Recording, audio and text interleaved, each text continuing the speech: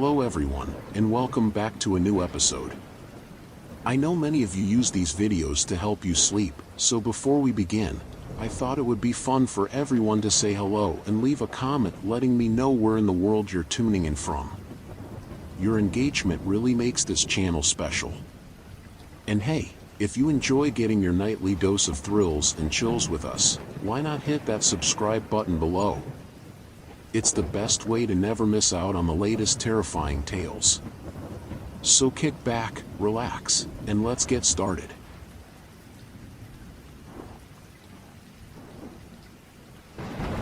The afternoon sun beat down mercilessly on the cracked asphalt, turning the highway into a shimmering mirage. My beat-up motorcycle sputtered and coughed, its valiant struggle against the heat a losing battle. A flicker of hope on the horizon, a crooked sign barely clinging to a rusted pole, Rusty's relics and repairs, gas too. Relief washed over me, momentarily eclipsing the nagging unease that prickled at the back of my neck. Pulling into the deserted lot, I noticed a single, beat-up car parked askew next to a pump with a faded out-of-order sticker plastered across it. The building itself looked like a forgotten relic from a bygone era, its peeling paint and boarded-up windows giving off a distinct don't-enter vibe. Ignoring the growing disquiet, I dismounted and pushed open the creaking door. A thick silence greeted me, broken only by the rhythmic hum of a dusty ceiling fan. The air hung heavy with the smell of motor oil and something else, a faint metallic tang that made the hairs on my arms stand on end. A single figure, a man shrouded in shadow, emerged from a cluttered back room. He wore a greasy mechanic's jumpsuit, his face obscured by the brim of a well-worn Stetson hat. "Gas," he rasped, his voice gravelly and laced with a strange echo. "Can't hurt to check," I replied, my voice sounding suspiciously loud in the oppressive silence. My gaze darted around the room, taking in the dusty shelves overflowing with rusted tools and tarnished car parts hanging from the grimy ceiling. Before I could take another step, the man chuckled, a low, humorless sound that sent shivers down my spine. "Not for your kind of machine," he rasped, his voice dripping with a malevolent amusement. Fear coiled in my gut. This place wasn't right. "What do you mean?" I managed, taking a cautious step back. He tilted his head, revealing a chilling glint of something metallic beneath the brim of his hat. "This gas," he rasped, gesturing towards a dusty pump in the corner, "is for those who need a little pick-me-up." The pump, unlike the one outside, was adorned with strange symbols I couldn't decipher. A cold dread settled over me.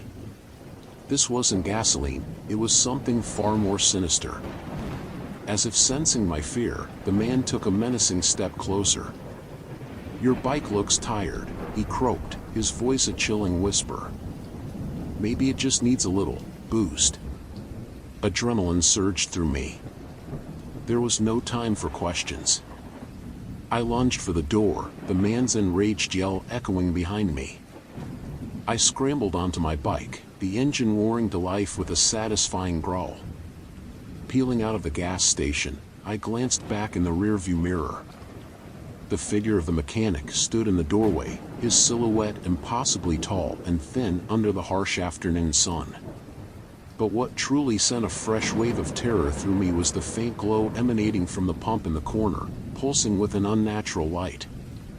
Rusty's Relics and Repairs wasn't a gas station for machines.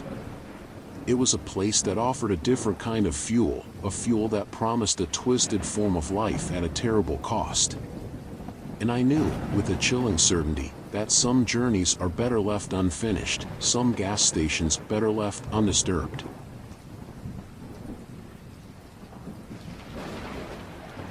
The neon sign of deserted Dan's Discount Diesel sputtered erratically, casting a sickly green glow over the abandoned highway.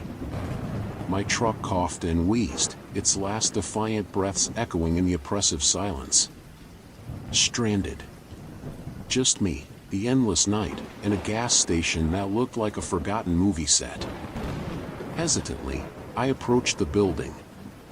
boards covered most of the windows, leaving only a single grimy pane peeking out like a vacant eye. The door creaked open with a rusty groan, releasing a wave of stale air thick with the smell of oil and something far more unsettling, decay. Behind the counter, a lone figure sat slumped in a chair. An old woman, her face a roadmap of wrinkles, looked up with eyes like faded photographs. "Gas?" I rasped, my voice rough from disuse. A smile, brittle and humorless, stretched across her papery skin. "Not for the living," she croaked, her voice a dry whisper that sent shivers down my spine. Panic clawed at my throat. This wasn't a gas station. This was something else entirely. "What do you mean?" I stammered, taking a cautious step back. A low chuckle escaped her lips, a sound like wind rattling through dried bones. "You seek to fill an empty vessel," she rasped, her gaze dropping to the floor. Following her line of sight, I saw a single dusty can, nestled beside a chipped ceramic cat. A chill washed over me as I recognized the label, "Spectral Fuel, for Restless Souls." Terror clawed at me. This wasn't a gas station for cars. It was a gas station for ghosts. I need gas for my truck," I stammered, my voice barely a whisper. She chuckled again, a hollow, mirthless sound. "The living cannot buy what only the dead can use," she rasped, her eyes glinting with an unnatural light. Suddenly, the air grew thick with a spectral chill. Translucent figures materialized from the shadows, their ghostly forms shimmering in the sickly green light. They reached out to me, their wails a chorus of despair. Panic seized me. I bolted for the door, the spectral figures trailing behind, their mournful cries echoing in my ears. I scrambled into my truck, slamming the door shut and throwing it into gear. The engine roared to life, and I peeled out of the gas station, leaving the chilling scene behind. In the rearview mirror, the gas station faded into the darkness, the spectral figures dissolving into wisps of mist. But the encounter left an indelible mark on my soul. It was a stark reminder that some journeys are best left unfinished, some gas stations best avoided, for they cater not to the needs of the living, but to the restless yearnings of the dead.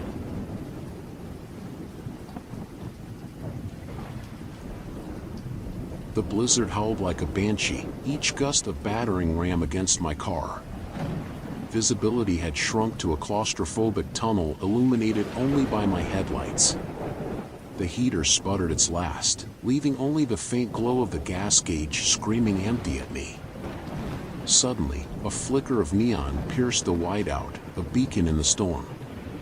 A ramshackle building, barely clinging to the side of the road, bore the faded legend, "Bob's Buckshot, Gas, Grub and Games."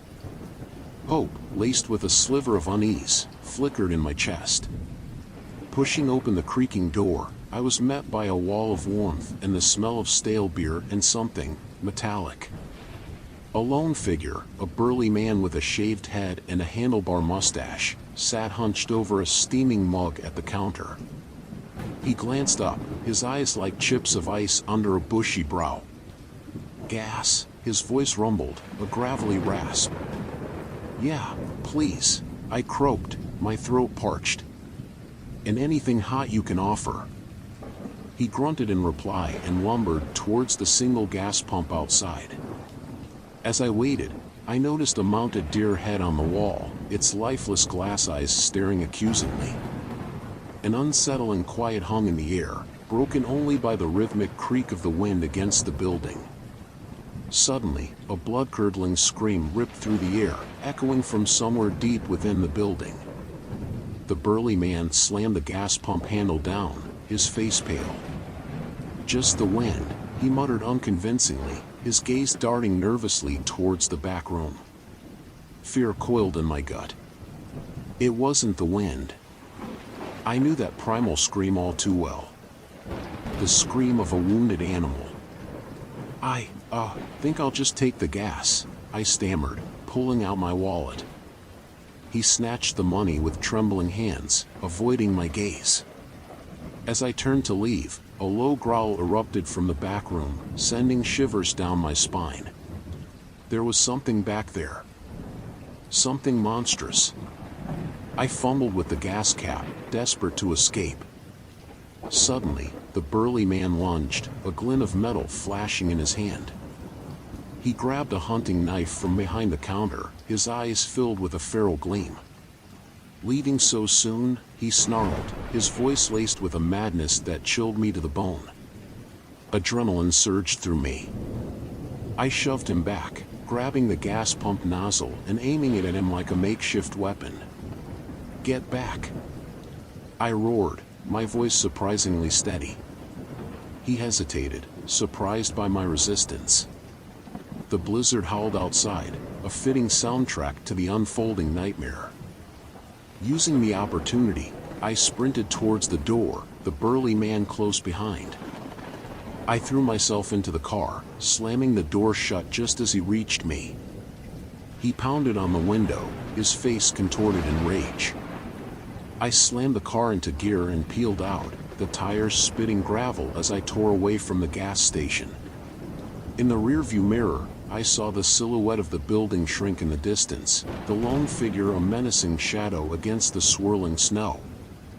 I never did make it to my destination. The blizzard forced me off the road, and I spent the night huddled in my car, the memory of Bob's buckshot and the monstrous scream fueling my fear. The next morning, a tow truck rescued me, but the gas station was gone. Vanished without a trace, as if it had never existed. The encounter left me forever scarred. It was a chilling reminder that the most ordinary places can harbor the darkest secrets, and sometimes, the only escape is to leave the gas pump on empty and drive straight into the storm.